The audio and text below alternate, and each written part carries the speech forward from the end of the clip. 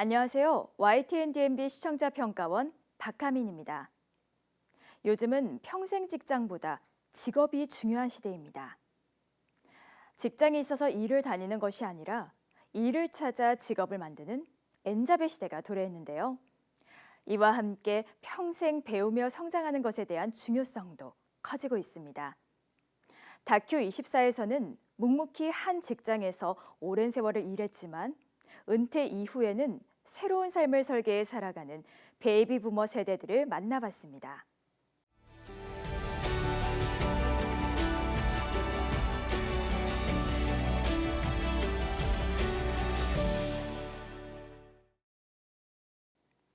특집 다큐 24 평생 현역 베이비 부머에서는 이미 퇴직했거나 곧 정년을 앞둔 베이비 부머 세대의 은퇴 이후의 삶과 노후 준비에 관해 다루었습니다. 일부 노후 준비된 미래로 맞서다는 정년퇴직 이후에 각자 자신의 방식으로 살아가는 베이비 부머 세대들의 다양한 삶을 엿보았는데요. 2부 나에게 정년은 없다에서는 소득 절벽으로 인해 대두되는 사회 문제와 고령층 인력 활용 정책에 관해 알아보았습니다. 먼저 베이비 부머 세대들의 편안한 친목 모임에서 은퇴 후 따라오는 현실적인 고민에 대해 들을 수 있었습니다. 특히 효도를 하는 마지막 세대이자 효도를 받지 못하는 첫 번째 세대라는 말에서 베이비 부머 세대의 상황을 보다 잘 이해할 수 있었는데요. 생계로 인해서 은퇴 이후 삶의 방향을 선택할 수 있는 권한이 없다는 것이 안타깝게 다가왔습니다.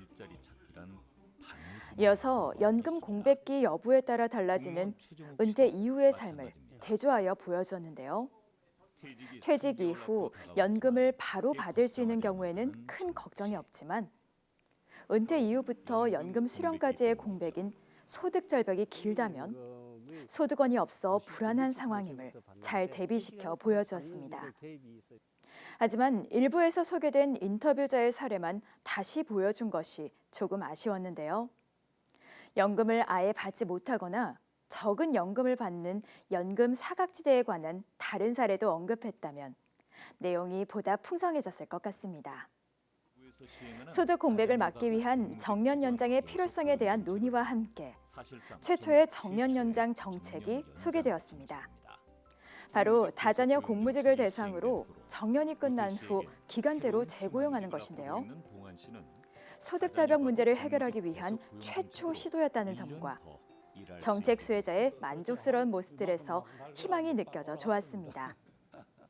다만 처음으로 시행된 정책이니만큼 이에 대한 일반 시민들의 반응과 전문가의 의견을 들을 수 있었다면 더욱 유익했을 것 같습니다. 프로그램 중간에 정년 후 근로의향과 연금 수급 연령 등을 일목요연하게 그래프로 정리해 보여준 것이 내용을 이해하는 데 도움을 주었는데요.